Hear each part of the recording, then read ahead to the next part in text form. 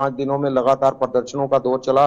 कल जम्मू संभाग पूरा बंद रहा। बंद का असर देखते हुए जगह जगह प्रदर्शन हुए, जो प्रदर्शनों के चलते ये जो सरकार को अभी बैकफुट पर आना पड़ा और इन लोगों को आज सुबह तड़के वहां पर रिहाई की जो ये मांग थी उसको पूरा करना पड़ा। ठीक है और वह रंजीत। जो जितने भी लोग रिहा हुए हैं, जो वह राजपूत सभा के सदस्य जितने भी रिहा हुए, वह सब लोग अपने घर से कुशल लौट आए हैं। अभी आगे की रणनीति बैठक के बाद आज शाम तक या कल सुबह तक पूरी ठीक है तरह से रंजीत, साफ हो बहुत बहुत जाएगी कि धन्यवाद रणनीति की जुड़ने के आगे लिए क्या रंजीत। तो रणनीति। फिलहाल आपने देखा कि हमारे संवाददाता हमारे साथ जुड़े हुए थे जो बता रहे हैं कि किस तरह से अब यहाँ पर एक पहली जीत तो इसे कहा ही जा रहा है, लेकिन आगे भी आप देखिए किस तरह से रणनीति यहाँ देखने को मिलेगी। लेकिन फिलहाल 26 राजपूत सभा के सदस्य जो यहाँ पर जेल के अंदर बंद किए गए थे उनकी रिहाई हो चुकी है। लेकिन अब देखना ये होगा कि ये लोग आकर अब किस तरह से आगे की रणनीति तय करते हैं।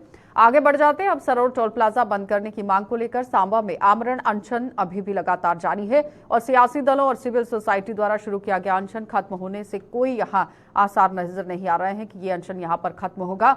और भूख हड़ताल पर बैठे हुए लोगों से यहाँ पर आप देखिए साफ तौर पर ये बात की गई, लेकिन उनकी तरफ से ये कहा गया कि जब तक सरोवर टोल प्लाजा को बंद नहीं किया जाता तब तक ये आंदोलन जारी रहेगा। हालांकि युवा राजपूत सभा के सदस्यों को रिहा करने की इनकी एक मांग पुरानी है और पूरी तरह से अब आप देखिए ये मांग किस तरह से हर किसी की मांग बनती चली जा रही है। दूसरी ओर अभी तक कोई फैसला सामने नहीं आया है, लेकिन अब देखना ये होगा कि आमरण अनशन पर ये लोग बैठे हुए हैं। स्वास्थ्य की लगातार जांच हो रही है, लेकिन कई लोगों ने अपने स्वास्थ्य की जांच करवाने से भी मना कर दिया था।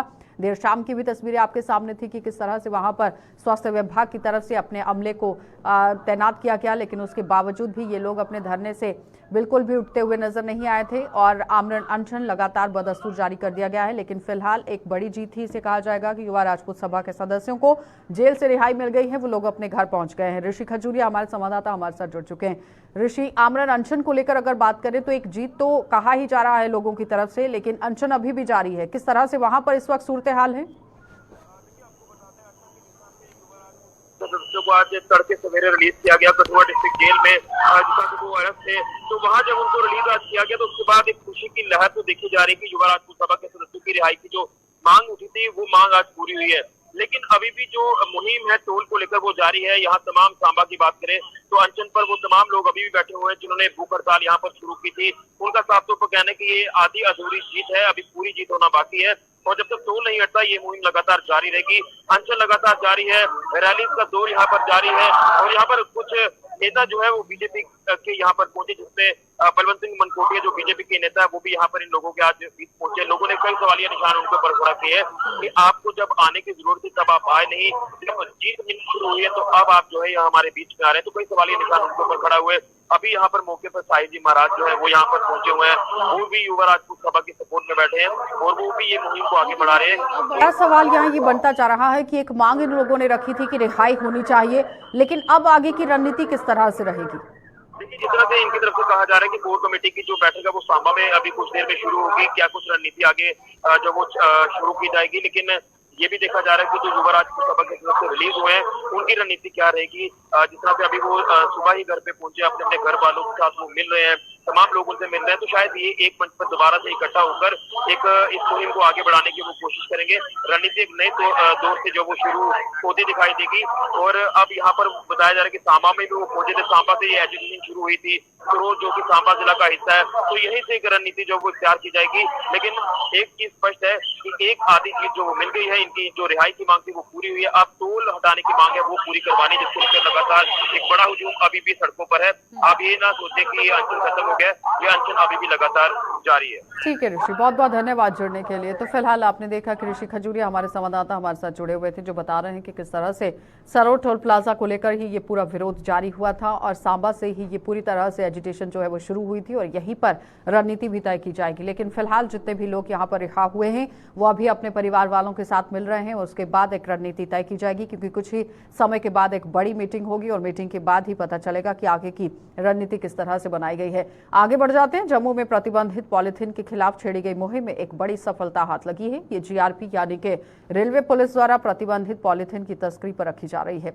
और नजर का ही एक नतीजा है, क्योंकि नजर जिस तरह से रखी जा रही थी उसके बाद आप देखिए रिकवरी किस तरह से हुई है। जम्मू रेलवे स्टेशन पर आज करीब 8 टन प्रतिबंधित पॉलिथीन जब्त कर दी गई और ये खेप एक रेलगाड़ी से जम्मू भेजी गई थी। और इसकी सूचना मिलते ही जम्मू नगर निगम के अधिकारी भी मौके पर पहुंच गए और जम्मू में प्रतिबंधित यहां पर पॉलिथीन के बावजूद भी आप देखिए इस्तेमाल धड़ल्ले से किस तरह से चल रहा है। और नगर निगम के हेल्थ विंग की टीम यहां पर आए दिन दुकानों में छापे मारकर ऐसे पॉलिथीन को जब्त कर रही है। लेकिन फिलहाल जब्त की गई इस खेप की नगर निगम के कार्यालय में जांच की जा रही है और ये कहां से आई है इसके बारे में पूरी जानकारी जुटाने की कोशिश की जा रही है, तफ्तीश की जा रही है।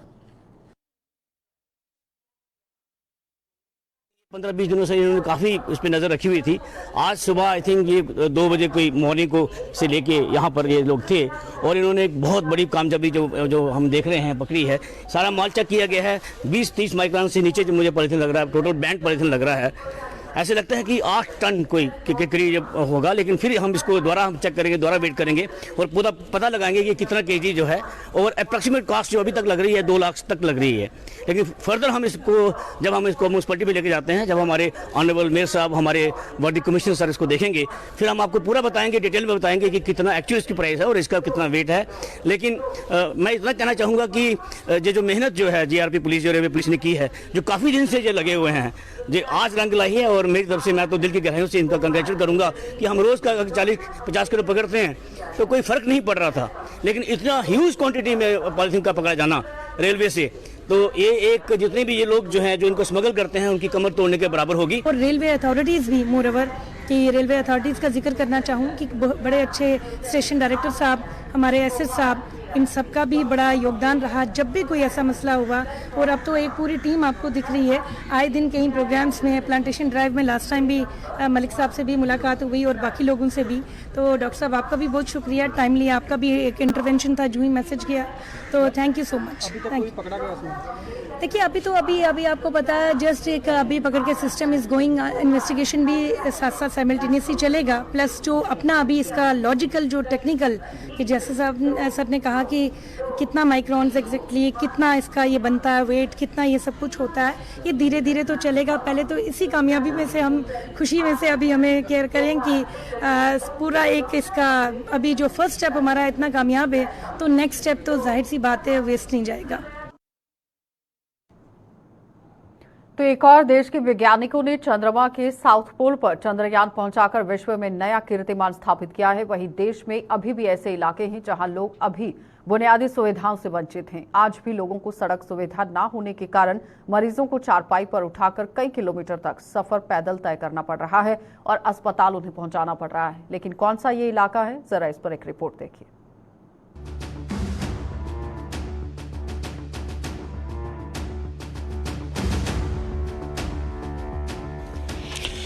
गौर से देखें इन तस्वीरों को। ये तस्वीरें हैं आधुनिक भारत की, जहां एक और देश के वैज्ञानिकों ने चंद्रमा के साउथ पोल पर चंद्रयान पहुंचा दिया है। वहीं दूसरी ओर देश के दूरदराज पहाड़ी इलाकों में लोगों को, मरीजों को इस तरह से पालकी में बिठाकर अस्पताल पहुंचाना पड़ रहा है। ये तस्वीरें हैं जिला डोडा के चिराला ब्लॉक के जचका इलाके की हैं, जहां सड़क संपर्क न होने के कारण ग्रामीणों को इसी तरह से मरीजों को पालकी या फिर चारपाई पर लेटाकर पैदल सफर तय कर घर से अस्पताल और छुट्टी होने पर अस्पताल से घर पहुंचाना पड़ता है। झाजका में डिलीवरी थी 2 दिन पहले, तो रोड की कंडीशन, निचले वाली रोड जो है बलारा रोड, उसकी कंडीशन ये है। अभी हम रोड में खड़े हैं, तो झाजका जो इधर से कम 5 किलोमीटर ऊपर लेके जा रहे हैं रोड की कनेक्टिविटी ना होने की वजह से। तो ये प्रॉब्लम हमारी है, लेकिन गवर्नमेंट कहाँ सोई है, डिपार्टमेंट कहाँ सोए, रोड का कोई पता नहीं। ग्रामीणों के मुताबिक उनके गांव को सड़क संपर्क से जोड़ने के लिए सरकार द्वारा डीपीआर तो बनाई है, लेकिन सड़क का निर्माण कार्य कब शुरू होगा इसका किसी को पता नहीं है। जब भी वो सड़क के निर्माण कार्य को लेकर जनप्रतिनिधियों और अधिकारियों से संपर्क करते हैं तो वो काम में वन विभाग द्वारा बाधा डालने की बात करते हैं। हमारी जो रोड है पनेजा टू झाजका वाया कोठी पाई, कोठी बाला टू शकला, उसकी डीपीआर बनी है 4th फेज में उसका DPR बनी है, लेकिन अभी तक उसका कोई आता पता ये यहाँ जंगलात है जी, जो हमारे लीडर लोग हैं बोलते जंगलात है जी। क्या जंगलात हिंदुस्तान में कहाँ नहीं है? बलेस में नहीं है, डोडा में नहीं है, भद्रवाह में नहीं है, श्रीनगर में नहीं है, कहाँ जंगलात नहीं है? हमें बाकी देश में जंगलात नहीं है क्या?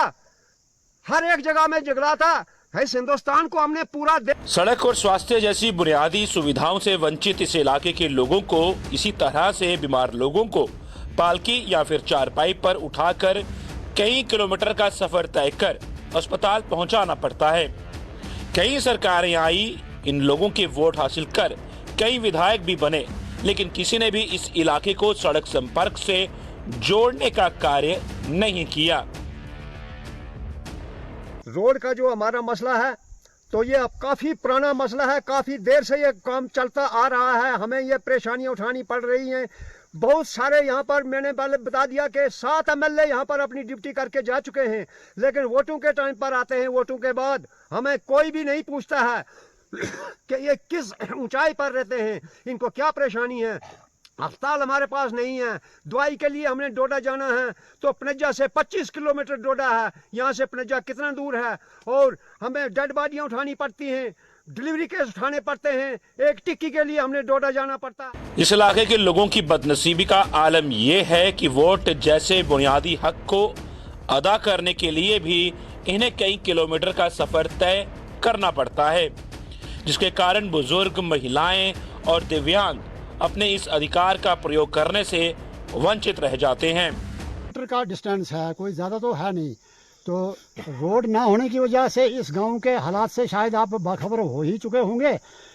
ये रहे दवाई और अपने सामान लाने की बात तो अलग है, लेकिन जो फंडामेंटल राइट है शख्स का, जैसे वोट देना होता है हमें, तो हमें वोट देने कोठी पाई जाना पड़ता है, जो कि यहाँ से 4 किलोमीटर दूर है और जंगली रास्ता है। हमारे बुजुर्ग और माताएं, बहनें और जो माजूर शख्स होते हैं वो वोट डालने नहीं जा सकते हैं, जो कि सिर्फ हमारे अगर कम से कम 200-250 वोट होगा तो हमारे 30-20 वोट मुश्किल से पोलिंग स्टेशन। ग्रामीणों के मुताबिक वह कई बार प्रशासन और चुनाव अधिकारियों को भी अपनी इस परेशानी से अवगत करवा चुके हैं, लेकिन किसी ने सुनवाई नहीं की। अब ग्रामीणों ने तय कर लिया है कि वो आगामी किसी भी चुनाव में भाग नहीं लेंगे। अपने इलेक्शन साल में कई बार हमने कागजात दिए वहाँ पर, तो वो बोलते हैं हाँ जी यहाँ पर पॉपुलेशन कम है, लेकिन अगर कम पॉपुलेशन है तो क्या इनका राइट नहीं बनता है? आइंदा शायद हो सकता है कि हमारे लोग इलेक्शन में पोलिंग बूथ तक जवान पीढ़ी लोग भी ये भी नहीं जाएंगे, क्योंकि जाने से फ़ायदा कोई नहीं है। वैसे हमारी गांव तो बहुत बड़ा है, लेकिन चंद वोट पड़ते हैं, इसी लिहाज से हम किसी गिनती में नहीं आते हैं।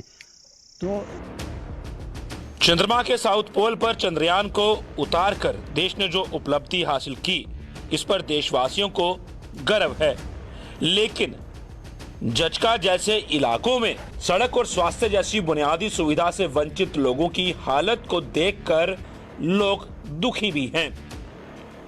सरकार को चाहिए कि बुनियादी सुविधाओं से वंचित इन इलाकों में भी सड़क, बिजली, पानी और स्वास्थ्य के साथ साथ शिक्षा की सुविधाएं उपलब्ध करवाएं, ताकि इन इलाकों के लोग भी देश के विकास में अपना योगदान दे सकें।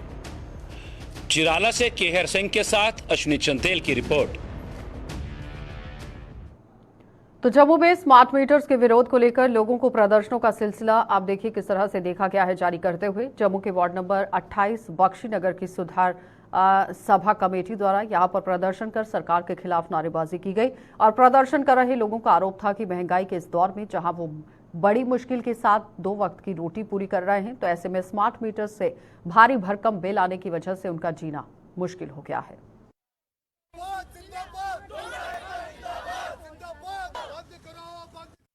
कुछ हो रहा है जम्मू में, कोई काम ही नहीं रहा, सब कोई रो रहे हैं। आप कोई घर छोड़ के अपना प्राइवेट जॉब करते हैं सर, 5,000 10,000 से कोई किसी की सैलरी नहीं है, वो बिल भरेंगे कि या घर चलाएंगे। बच्चों की फीस है, स्कूल की इतनी महंगी महंगी फीस है, 2,000 से किसी की कम फीस नहीं बच्चों की। क्या करने, सरकार ने कहाँ से खानी है? एलजी के पास जाएं। आटा डलवाने के पैसे नहीं है और बिल मांग रहे हैं 5-5, 10-10 हज़ार रुपए। कहाँ से देंगे लोग? राशन भी नहीं मिलता प्रॉपर। एक नॉर्मल घर है गरीब इंसान के पास, अब गवर्नमेंट क्या चाहती है कि अब आप गरीब इंसान अपना घर भी अपना हाथ से गुवा दे बिल पे करने के लिए। बिल पे करने के लिए अब अपना गरीब इंसान अपना घर बेच के बिल पे करेगा। इतना बिल आ रहा है। जम्मू के वार्ड नंबर 59 पलोड़ा में भी जम्मू कश्मीर अपनी पार्टी के ओबीसी विंग के स्मार्ट मीटर्स के विरोध में प्रदर्शन कर सरकार के खिलाफ जमकर नारेबाजी की गई। प्रदर्शन की अगुवाई कर रहे ओबीसी विंग के प्रदेश अध्यक्ष भगत राम ने सरकार पर निशाना साधते हुए कहा कि एक और यहां जेपीडीसीएल यहां डिजिटल मीटर और स्मार्ट मीटर को लेकर एक जैसे बर्ताव कर रही है और बताते चले कि यहां फिर उन्हें दोबारा सरकारी खजाने पर बोझ डालकर नए स्मार्ट मीटर यहां क्यों खरीदे जा रहे हैं, ये बड़ा सवाल अब बनता जा रहा है।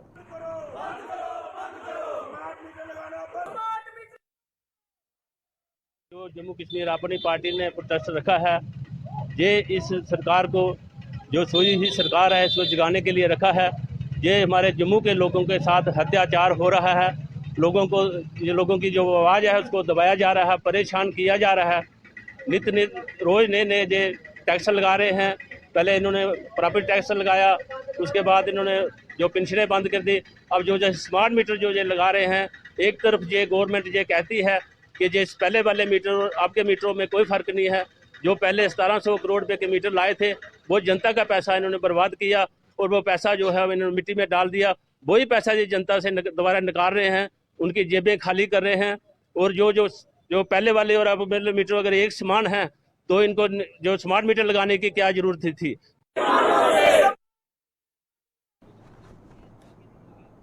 तो जम्मू के जीएमसी अस्पताल में यहां एमआरआई करवाने वाले मरीजों को अब लंबी तारीख नहीं देनी पड़ेगी। इस अस्पताल में यहां एमआरआई की एक मशीन लगने की वजह से लोगों को काफ़ी परेशानियां पहले होती थी, लेकिन अब कहीं ना कहीं सहूलियत यहां पर होगी।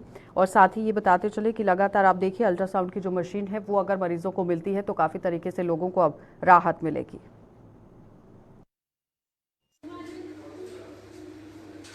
इंस्टॉलेशन का प्रोसेस चल रहा है क्योंकि डिफरेंट पार्ट्स होते हैं उसके। अभी वो इंजीनियर्स आएंगे, वो इंस्टॉल कर देंगे और उसके बाद इसकी बेसिक ट्रेनिंग दी जाएगी जो हमारा टेक्निकल स्टाफ होगा। 1 सितंबर से होपफुली अगर सब कुछ ठीक रहा तो इसको हम चालू कर देंगे। एक दिन में हम 40-45 से ज़्यादा एमआरआई कर ही नहीं सकते हैं। इस वक्त भी जो हमारी पुरानी मशीन है, जो 23 साल पुरानी मशीन है, उसमें ऑन एवरेज 30 एमआरआई हम कर रहे हैं। रात को 10 बजे तक एमआरआई की मशीन चल रही है। अब जब 2 मशीनें हो जाएंगी हमारे पास तो हमारी यही कोशिश होगी कि 25 हम एमआरआई पुरानी मशीन पे करें और 25 एमआरआई हम नई मशीन पे करें, तो 50 एमआरआई हम कर पाएंगे। तो जम्मू के ब्लॉक सतवारी की दड़प पंचायत में स्थित बलौल नाले में आई हुई बाढ़ की वजह से 1 वर्ष पूर्व रणबीर नहर का यहां पर आप देखिए साइफन क्षतिग्रस्त हो गया था, जिससे 4 तहसीलों के किसानों को भारी नुकसान हुआ था। उस समय सिंचाई विभाग ने अस्थायी रूप से नाले में यहां पाइपें लगाकर किसानों को सिंचाई के लिए पानी उपलब्ध कराया था, लेकिन उसके बाद आज तक विभाग द्वारा इसका स्थायी हल नहीं किया गया है, जिससे किसानों की फसलों पर खतरा मंडरा रहा है। किसानों का आरोप है कि इन पाइपों के लिए जो स्मार्ट मीटर लगाने की तो बात पहले आप देखिए किस तरह से हो रही है, लेकिन जो सपोर्ट लगाई जानी चाहिए थी वो नहीं लगाई गई है और बाढ़ की भेंट यहां पर चढ़ गई है। तो रास्तों की तरफ भी ध्यान देने की जरूरत है। नाले में किसी भी समय बाढ़ आ सकती है, पाइपों को वो बहाकर ले जाएगी, लेकिन किसानों के मुताबिक नहर की मरम्मत के नाम पर यहां विभाग के अधिकारी राजकोष को लाखों रुपए का चूना लगा रहे हैं और किसानों ने नहर की मरम्मत के लिए और इस काम की जांच करवाने और दोषी अधिकारियों के खिलाफ कड़ी कार्रवाई करने की मांग कर दी।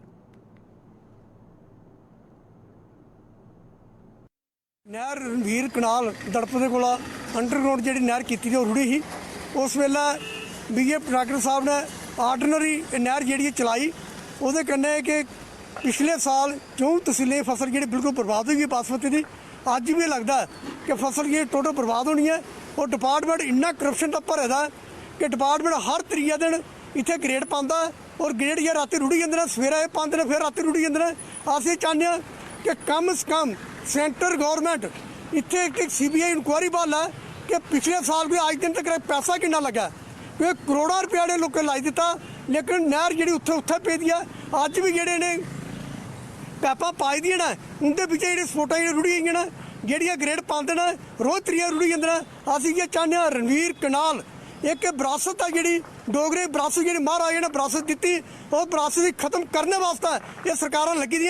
ये जो इरीगेशन का डिपार्टमेंट है, नहर है पिंड दड़प विच पैंदी है, बिल्कुल जड़ा 2 साल पहले पुल रुड़ गया ही उहदे नाल है बिल्कुल नहर जिहड़ी कि पाइपां पा के इरीगेशन ने पानी सप्लाई एमरजेंसी कीता है। वो पाइपां दे थल्लों जिहड़ियां सपोर्टां ने वो बह रुड़ चुकियां ने, जिसकी वजह नाल पाइपां नूं खतरा हो चुकिया है। उहदे नाल ही पुल जो है पिलर खिसक रहे हैं। उहदे इरीगेशन डिपार्टमेंट नूं बहुत बार अपील कर चुके हैं, उन्होंने अज तक इस काम वाल ध्यान नहीं दिता। बार बार क्रेट पाते ने, एक छोटा जिहा फ्लड आंदा क्रेट लभदे नहीं कित्थे गए ने। अज भी दोबारा पत्थर पा रहे हैं जिहड़े वो रात नूं बारिश पैंदी है सवेरे साफ।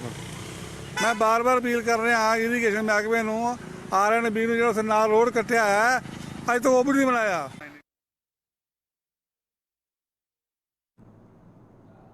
चलिए बुलेटिन में फिलहाल इतना ही। देश और दुनिया की खबरों के लिए आप बने रहिए हमारे साथ।